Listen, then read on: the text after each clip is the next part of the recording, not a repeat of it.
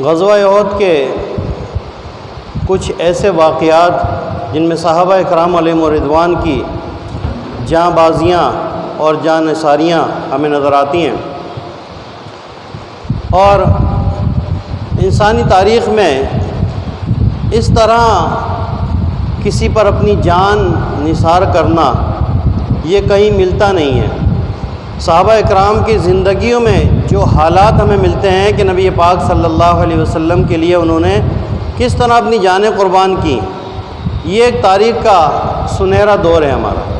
اور غزوہ احد کو ہم دیکھتے ہیں تو وہاں صحابہ اکرام علیہ رضوان نے آگے بڑھ بڑھ کر نبی پاک صلی اللہ علیہ وسلم کے قدموں پہ اپنی جانیں قربان کی ہیں، اور ایسے بہت سارے واقعات ہیں۔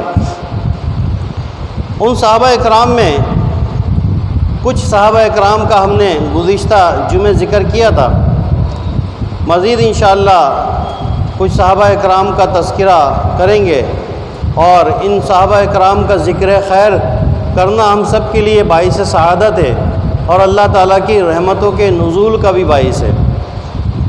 صحابہ اکرام وہ عظیم ہستیاں ہیں جن کو اللہ تبارک و تعالیٰ نے قرآن حکیم فرقان حمید میں سب کے سب کو جنتی کہا، اور اللہ رب العزت فرماتا ہے کہ رضی اللہ عنہم ورضوا عنہ، اللہ ان سے راضی ہوا اور یہ اللہ سے راضی ہوئے۔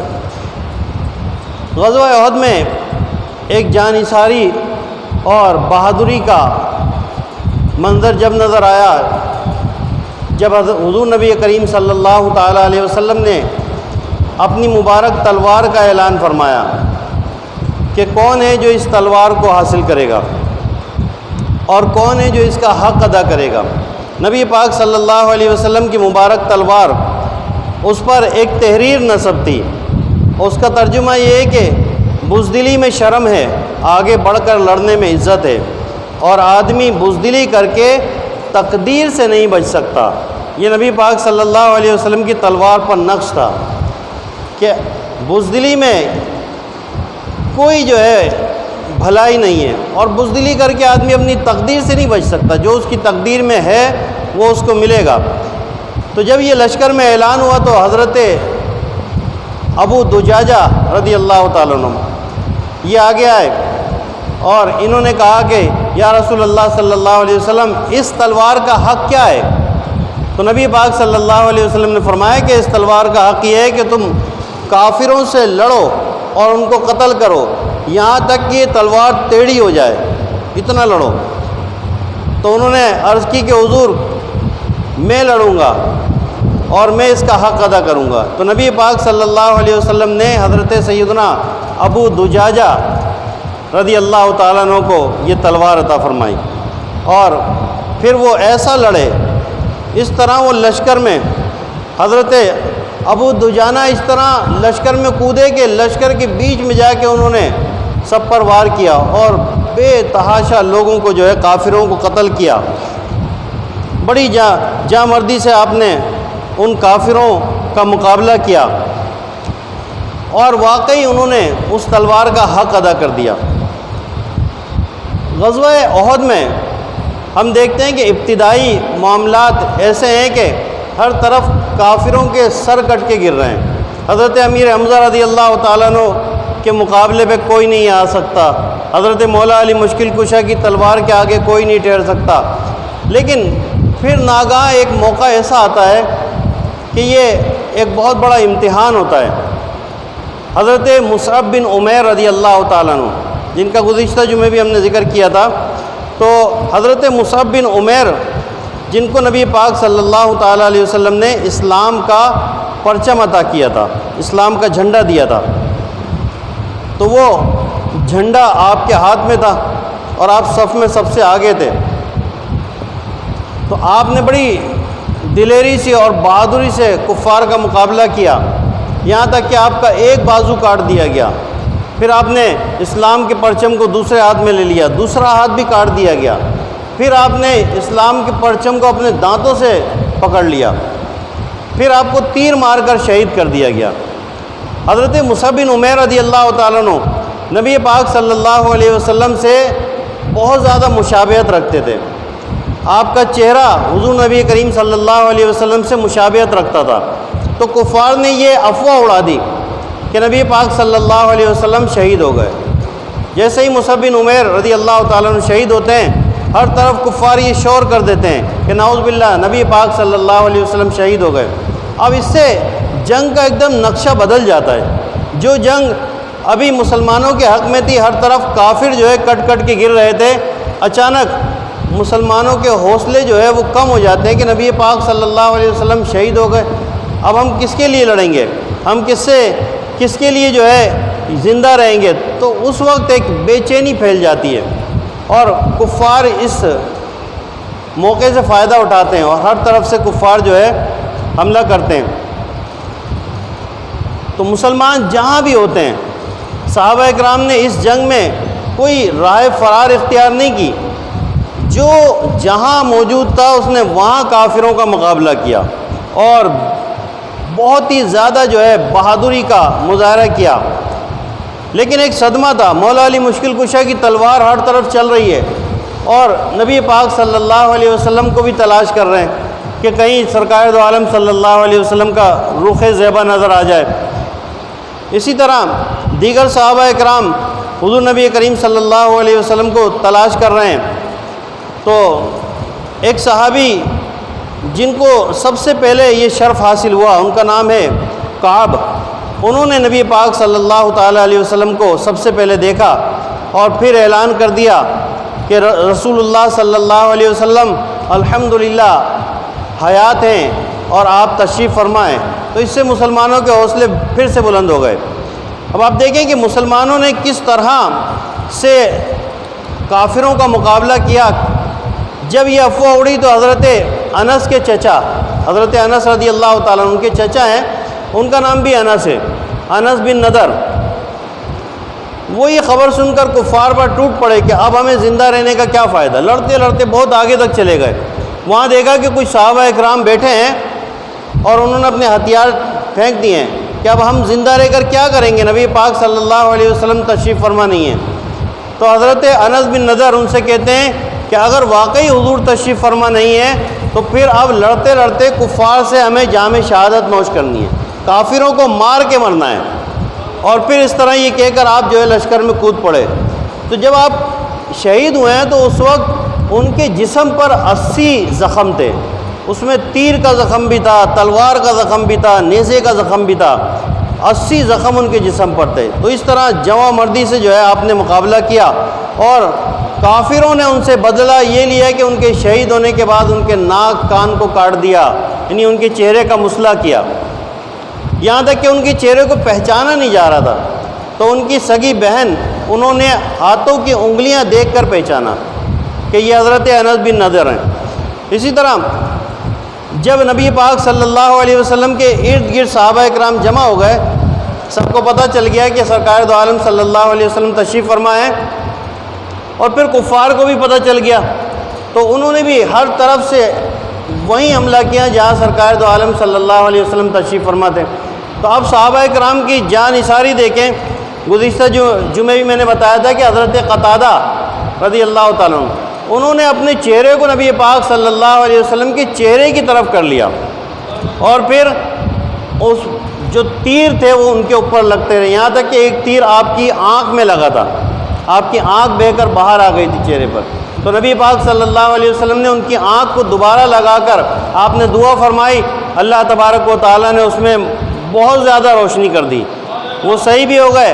تو اس طرح صحابہ اکرام جاں بازیاں دکھا رہے تھے۔ اسی اثنا میں نبی پاک صلی اللہ علیہ وسلم نے فرمایا کہ کون ہے جو مجھ پر اپنی جان قربان کرے؟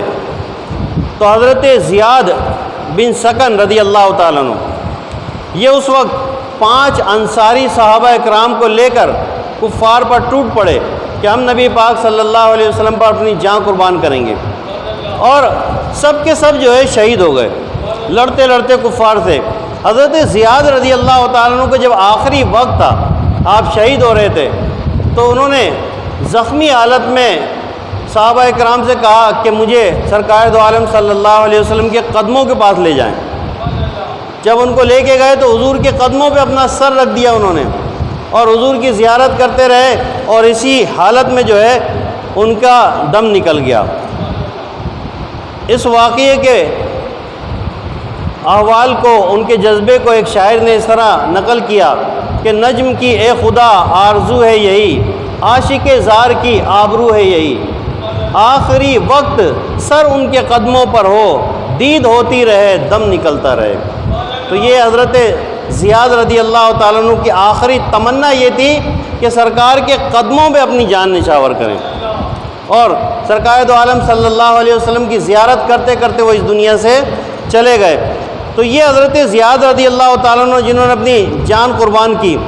اور اسی طرح نبی پاک صلی اللہ علیہ وسلم کے دیگر صحابہ اکرام میں بہت سارے نام آتے ہیں۔ غزوہ احد کا اگر تفصیلی احوال ذکر کیا جائے تو اس کے لیے بہت وقت درکار ہے۔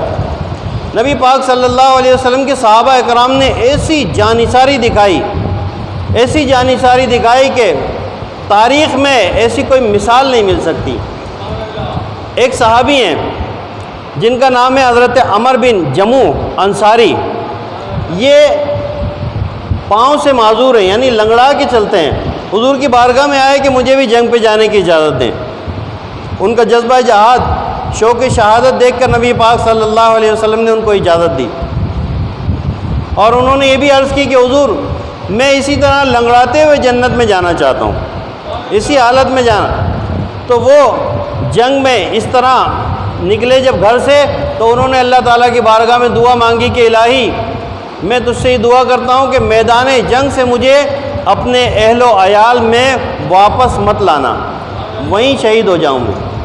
کیسی جانثاری ہے، کیسا جذبہ جہاد ہے، اور کیسا شوق شہادت ہے کہ گھر سے نکلتے ہوئے اپنے بیوی بچوں کے ساتھ مل کر جو ہے یہ دعا کر رہے ہیں کہ بس واپس نہ آؤں، اسی جنگ میں جو ہے شہید ہو جاؤں۔ تو وہ اس طرح لڑے جنگ میں کہ آپ نے بڑے کفاروں کو جو ہے ہلاک کیا۔ اور حضرت ابو طلحہ رضی اللہ تعالیٰ عنہ کا بیان ہے کہ میں نے حضرت عمر بن جموح کو دیکھا کہ وہ میدان جنگ میں یہ کہتے ہوئے چل رہے تھے کہ خدا کی قسم میں جنت کا مشتاق ہوں، اور ان کے ساتھ ان کا ایک لڑکا، ان کا بیٹا بھی تھا جو ان کو سہارا دے رہا تھا، ان کو سہارا دے کے چلا رہا تھا۔ تو وہ خود بھی شہید ہوئے، ان کا بیٹا بھی شہید ہوا، اور جو ان کی زوجہ تھیں ان کا ایک بھائی بھی شہید ہوا۔ تو ان کی زوجہ میدان جنگ میں آئیں اور انہوں نے تینوں جنازے، آپ دیکھیں کہ ایک عورت جس کا شوہر بھی شہید ہو گیا، بیٹا بھی شہید ہو گیا، اس کا بھائی بھی شہید ہو گیا، لیکن آپ دیکھیں کہ کیسا حوصلہ اور کیسی ہمت ہے کہ وہ میدان جنگ میں خود آ کے ان کے جنازوں کو، ان کے لاشوں کو جو ہے لے کے اونٹ پہ ڈال کے چلتی ہیں، لیکن اونٹ آگے نہیں بڑھتا۔ اونٹ غزوہ احد کے اس مقام سے جو احد پہاڑ کے دامن کا ایریا ہے وہاں سے آگے نہیں جاتا ہے، پیچھے چلا جاتا ہے، آگے نہیں جاتا۔ تو نبی پاک صلی اللہ علیہ وسلم کی بارگاہ میں یہ ماجرا بیان کیا جاتا ہے، تو حضور فرماتے ہیں کہ انہوں نے گھر سے چلتے وقت کچھ کہا تھا، تو ان کی زوجہ کہتی ہیں انہوں نے یہ دعا مانگی تھی کہ الہی میدان جنگ سے میں اپنے اہل و عیال میں واپس نہ آؤں، وہیں شہید ہو جاؤں۔ تو حضور نے فرمایا کہ بس یہ دعا ان کی قبول ہو گئی، اب یہ واپس مدینہ نہیں جا سکتے، اب ان کی تدفین یہیں ہوگی۔ تو ان کی تدفین پھر وہیں شہداء کے ساتھ ہوئی۔ تو آپ دیکھیں کہ کیسا پیر سے معذور ہیں، لیکن جذبہ جہاد کیسا ہے، شوق شہادت کیسا ہے۔ اور وہ اسلام کی خواتین جنہوں نے 3 جنازے اٹھائے ہوئے، لیکن کوئی واویلا، کوئی شور، کوئی شکایت نہیں ہے، بلکہ اللہ کی رضا پر راضی ہیں اور خوش ہیں کہ ہمارے 3 شہید جنت میں پہنچ گئے۔ اسی طرح آپ دیکھیں کہ حضرت ابو دجانہ رضی اللہ تعالیٰ عنہ، جن کو حضور نے اپنی تلوار دی تھی، تو وہ حضور کے آس پاس ہیں، جہاں سے کوئی حملہ کرتا ہے وہ اس کا تلوار کا وار خود سہتے ہیں۔ حضرت ابو طلحہ رضی اللہ تعالیٰ عنہ یہ حضور کے سامنے ہیں، یہاں تک کہ کوئی تلوار مارتا تو اپنے ہاتھ سے اس کو روکتے ہیں، تو ان کا ایک ہاتھ جو ہے وہ کٹ کے بالکل شل ہو گیا تھا، اس نے کام کرنا چھوڑ دیا تھا، لیکن وہ نبی پاک صلی اللہ علیہ وسلم کے سامنے ہی رہے۔ اور حضور اگر جنگ کا منظر دیکھنے کی کوشش فرماتے تو آپ عرض کرتے کہ حضور آپ جو ہے اپنا سر نہ اٹھائیں، کہیں ایسا نہ کوئی تیر آپ کو لگ جائے، اور سارے تیر اپنے اوپر جسم پر جو ہے سہ رہے ہیں۔ یہ صحابہ کرام کا جو ہے عشق رسول تھا، نبی پاک صلی اللہ علیہ وسلم کے لیے کیسی جان نثاری کی۔ اسی میں حضرت ابو عبیدہ بن جراح، یہ عشرہ مبشرہ کے صحابہ کرام میں سے، نبی پاک صلی اللہ علیہ وسلم نے جنتی ہونے کی انہیں دنیا میں بشارت عطا فرمائی، تو یہ ان 10 صحابہ کرام میں شامل ہیں۔ تو حضرت ابو عبیدہ بن جراح رضی اللہ تعالیٰ عنہ وہ نبی پاک صلی اللہ علیہ وسلم کے بالکل قریب ہیں۔ تو حضور نبی کریم صلی اللہ علیہ وسلم کی جو آپ کی جو لوہے کی ٹوپی ہے، اس کی ایک کڑی حضور کے چہرے اقدس پہ لگ گئی اور چبھ گئی۔ اس کو نکالنے کے لیے حضرت عبیدہ رضی اللہ تعالیٰ عنہ نے اپنے دانتوں سے اس کو کھینچا تو ان کے دانت جو ہے وہ ٹوٹ کر زمین پہ گر گئے۔ ایک کڑی آپ کے مبارک دندان میں لگی نبی پاک صلی اللہ علیہ وسلم کے، تو اس کو نکالنے کے لیے جب انہوں نے دوبارہ نکالی تو وہ کڑی بھی نکال دی، لیکن ان کے دوسرے دانت بھی ٹوٹ گئے، لیکن انہیں اس کا کوئی افسوس نہیں تھا۔ اسی طرح جب وہ کڑی نکل گئی تو اب چہرہ انور سے خون نکلا، خون مبارک آپ کا بہا، تو اس خون مبارک کو جیسے ہی نکلا تو حضرت ابو سعید خدری رضی اللہ تعالیٰ عنہ کے والد ماجد ہیں حضرت مالک بن سنان، انہوں نے فوراً اس خون مبارک کو زمین پہ گرنے سے پہلے اس کو چوس چوس کے جو ہے وہیں روک دیا اور اس کو پی گئے۔ نبی پاک صلی اللہ علیہ وسلم نے ان سے فرمایا کہ اے مالک بن سنان، تم نے میرا خون پی لیا؟ تو انہوں نے عرض کی کہ جی حضور، میں نے آپ کا خون پی لیا۔ تو حضور نبی کریم صلی اللہ علیہ وسلم نے فرمایا کہ جس نے میرا خون پیا، جہنم کی کیا مجال ہے کہ وہ اس کو جلا سکے۔ تو یہ نبی پاک صلی اللہ علیہ وسلم کے صحابہ کرام کا عشق رسول تھا، ایک قطرہ بھی حضور کے خون مبارک کا زمین پہ نہیں گر سکا۔ اسی طرح آپ دیکھیں کہ ایک انصار کی عورت ہے، جہاں صحابہ کرام کا جذبہ جہاد ہے، شوق شہادت اور عشق رسول ہے، وہیں انصار کی ایک عورت ہے، وہاں خواتین بھی موجود تھیں۔ جس طرح پچھلے جمعے میں نے آپ کو بتایا کہ حضرت عائشہ صدیقہ رضی اللہ تعالیٰ عنہ بھی غزوہ احد میں شریک تھیں، حضرت ام سلمہ رضی اللہ تعالیٰ عنہ، یہ دونوں ازواج مطہرات یہ دونوں غزوہ احد میں شریک تھیں اور زخمیوں کو پانی پلاتی تھیں۔ حضرت ام عمارہ رضی اللہ تعالیٰ عنہ کا واقعہ میں نے آپ کو بتایا تھا کہ انہوں نے کس طرح جواں مردی سے لڑائی کی کفار سے۔ اسی طرح یہ جو ہیں انصار کی ایک خاتون ہے، یہ اس جنگ میں شریک تھیں، تو ان کو کسی نے بتایا کہ تمہارے والد جو ہے وہ شہید ہو چکے ہیں۔ تو انہوں نے کہا کہ یہ بتاؤ کہ سرکار دو عالم صلی اللہ علیہ وسلم کا کیا حال ہے، آپ کس حال میں ہیں؟ تو کسی نے بتایا کہ تمہارا بیٹا بھی شہید ہو گیا۔ تو اس نے کہا کہ مجھے یہ بتاؤ کہ سرکار دو عالم صلی اللہ علیہ وسلم کا کیا حال ہے؟ پھر کسی نے کہا کہ تمہارا شوہر بھی شہید ہو گیا۔ تو اس نے کہا کہ تم یہ تو بتاؤ کہ نبی پاک صلی اللہ علیہ وسلم کس حال میں ہیں۔ اب بتائیے، جس عورت کو یہ خبر ملے کہ اس کا باپ، اس کا بیٹا، اس کا شوہر شہید ہو گیا، اس کے حواس باقی ہوں گے؟ لیکن یہ اسلام کی خواتین تھیں۔ پھر بتایا گیا کہ الحمدللہ نبی پاک صلی اللہ تعالیٰ علیہ وسلم بالکل خیریت سے ہیں، ٹھیک ہیں۔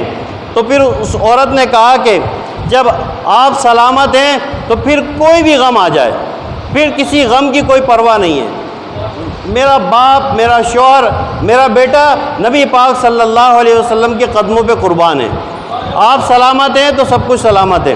تو یہ اس خاتون کے جذبات تھے، میں بھی اور باپ بھی، شوہر بھی، برادر بھی فدا، اے شہیدیں تیرے ہوتے ہوئے ہم چیز ہیں کیا۔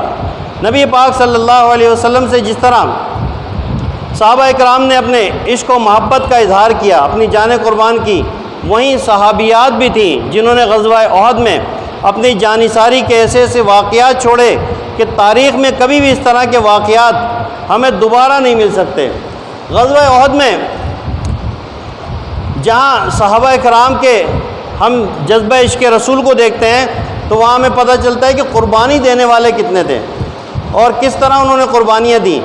اسی غزوے میں ہمیں یہ بھی پتہ چلتا ہے کہ منافقین کون تھے اور ان منافقین نے کیا کیا۔ غزوہ احد سے سب سے پہلے 300 منافقین وہ وہاں سے روانہ ہو گئے۔ 700 مسلمان رہ گئے۔ تو اس سے پتہ چلا کہ یہ لوگ جو ہے یہ اسلام کے دشمن ہیں، بظاہر مسلمان ہیں لیکن یہ اسلام کے ساتھ نہیں۔ جب مشکل وقت پڑا تو وہ وہاں سے انہوں نے رائے فرار اختیار کی۔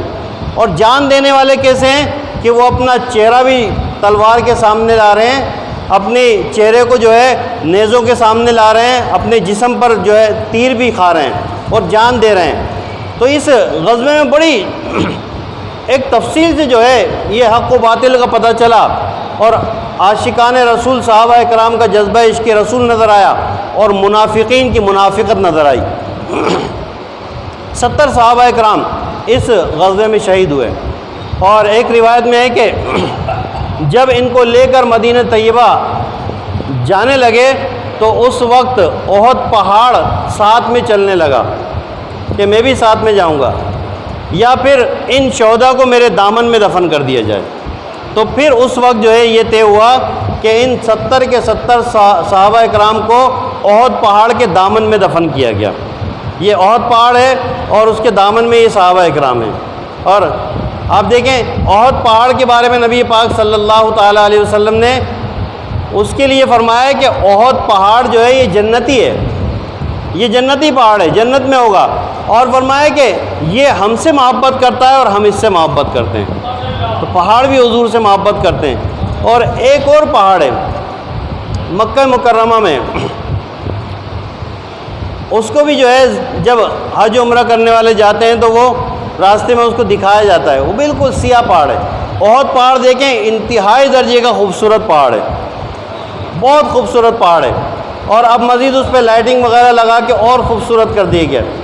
اس کے بارے میں احادیث میں کئی تذکرہ ملتا ہے۔ جو مکہ مکرمہ میں ایک پہاڑ ہے اس کے بارے میں نبی پاک صلی اللہ تعالیٰ علیہ وسلم کی ایک روایت ملتی ہے کہ وہ نبی پاک صلی اللہ علیہ وسلم سے بغض رکھتا ہے، وہ حضور سے بغض رکھتا تھا، تو اللہ تبارک و تعالیٰ نے اس پہاڑ کا رنگ ایسا سیاہ کر دیا کہ اس کو جو بھی دیکھتا ہے وہ کراہیت کے ساتھ دیکھتا ہے کہ کتنا خراب پہاڑ ہے، کتنا گندا پہاڑ ہے، بالکل کالا ہو رہا ہے۔ ایسا لگتا ہے کہ کوئی جلا ہوا پتھر جو ہوتا ہے وہ بالکل آگ سے نکل کے کالا ہو جائے تو وہ بالکل پورا کا پورا پہاڑ اسی طرح جلا ہوا ہے۔ اور جو نبی پاک صلی اللہ علیہ وسلم سے محبت کرنے والا پہاڑ ہے وہ بہترین جو ہے وہ خوبصورت پہاڑ ہے۔ تو جو حضور سے محبت کرتے ہیں وہ دنیا میں بھی خوبصورت ہو جاتے ہیں، ان کے دل بھی اچھے ہوتے ہیں، ان کے چہرے بھی اچھے ہوتے ہیں۔ اور جو حضور سے بغض رکھتے ہیں وہ دنیا میں ان کے دل بھی سیاہ ہو جاتے ہیں، ان کے چہرے بھی سیاہ ہو جاتے ہیں۔ حضور کی محبت اور غلامی یہی اصل میں ایمان ہے۔ تو غزوہ احد یہ بہت بڑا معرکہ ہے، اللہ تبارک و تعالیٰ نے اس معرکے میں حق و باطل کی پہچان کرا دی۔